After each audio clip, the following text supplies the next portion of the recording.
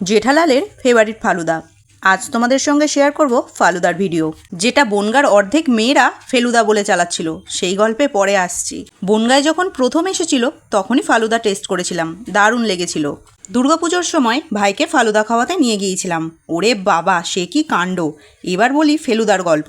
দুর্গাপুজোর সময় রাস্তা দিয়ে কতগুলো মেয়ে যাচ্ছিল, বলে কি ফেলুদা খাবো। নতুন এসেছে বনগায়। ভাই বলছে ফেলুদা আবার কি খাবার রে বদ্দি। আমি বললাম চল ওটাই খাওয়াবো।